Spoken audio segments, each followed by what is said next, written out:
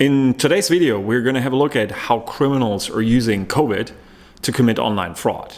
It's important to highlight that online fraud was there long before COVID. Actually, it's going back to the very early days of computer systems when they had the size of a house.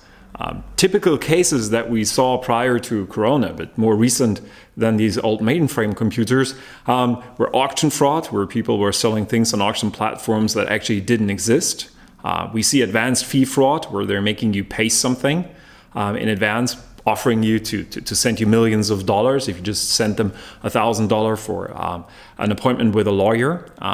We see stock market manipulations, especially with regard to penny stocks, where people are pushing those stocks through emails, trying to make money out of this.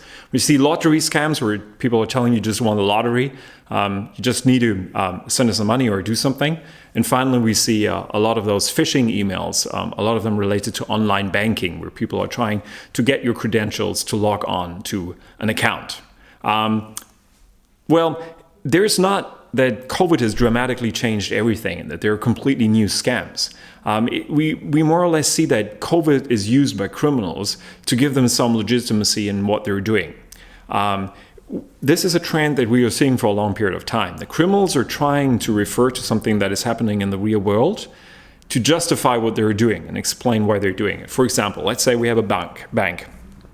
And it publicly announces in an interview with a well-known news outlet that they're going to implement new security measures as of next week to make their online banking more reliable. What you will see is that this day or the next day, criminals are sending out millions of emails trying to target customers that are using this bank. And they're trying to tell them, okay, we need your credentials because we're changing our security system, as you can see here on the website of a legitimate news outlet.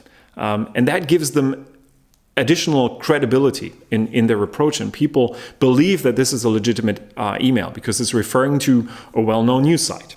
And that is what we also see with regard to COVID-19. We see that the criminals are targeting users by claiming that these users need to make an adjustment to their insurance, to their health insurance or their plan, in order to be covered with regard to COVID testing and treatment. These communications will look like the communication from a health insurance company. And people will then say, okay, I want to do this. I want to have the amendment. It's just going to cost me $50 or €50. And they're going to click on the button, make a payment, but it doesn't change their insurance policy. And we see that criminals right now are trying to register COVID-related domain names. We can see from the domain names that they're picking that very often they're trying to prepare for selling counterfeit medication. That happened also prior to COVID, that people were selling counterfeit medication. However, we see that they're now registering COVID-related domains to, as soon as there is a vaccine or there is a treatment, trying to sell it online. But these are not legitimate. This is not legitimate medication. This is what the criminals counterfeit before. By the way, we also saw this right now. So it's not that this is only going to take place in the future. We're already seeing it right now when some officials were pushing for hydroxychloroquine.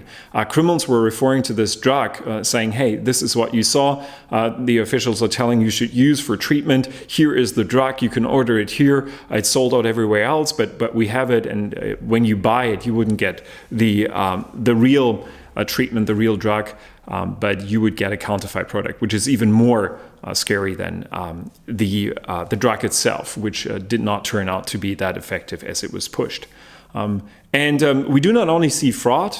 This video was focusing on fraud, but we also see extortion, a threat of negative reviews, and claims of, for example, criminals say they will inform the authorities that there was an infection in one of the bar or restaurants that just opened, and they're trying to extort them to make them pay money to not do this kind of activities. Well, as always, our thoughts are with the frontline workers. Thank you very much for keeping us safe, and stay healthy.